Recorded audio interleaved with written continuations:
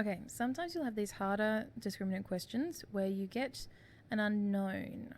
So your A, B, and C might have unknowns involved. As soon as they talk about the number of solutions involved, you know you're using your discriminant. So discriminant equals B squared minus 4AC. So our discriminant is 9m squared minus 24m. So from that, you want to figure out if what values of m would give you 0, 1 or 2 solutions in this quadratic if you were to solve it out. So factorize it and do all that. The easiest one to solve first is when you have one solution. Because when you find one solution, that's when your discriminant equals 0. So if we set our discriminant as 0, we can find what values of m will give us exactly one solution. So 0 equals 9m squared minus 24m. Okay, so what we do now, it's a quadratic, so we're going to factorize it. This one's an easy one because it is a common factor question. Minus 8. So using the null factor law, we know the discriminant is 0, which gives us one solution, when m equals 0 or m equals 8 on 3. Okay, and those values are important for the rest of the thing we're going to do. So now we can figure out when we will have 0 solutions and when we will have 2 solutions.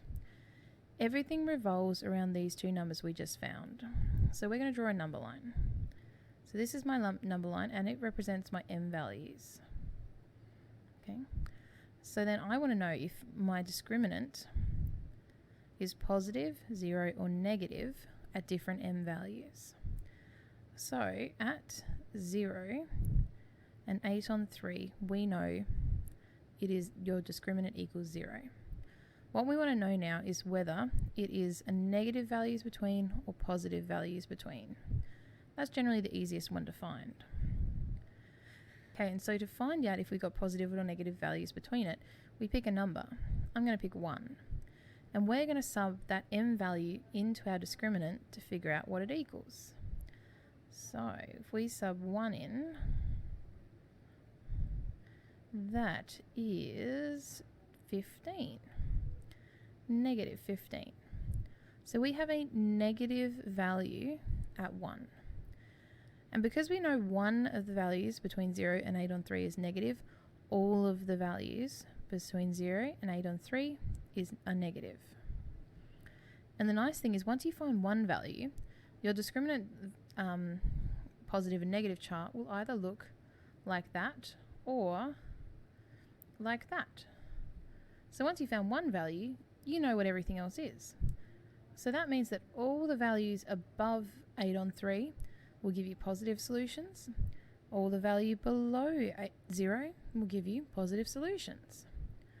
So I know I will have 2 solutions when I have positive discriminant. So that's for m values that are smaller than 0.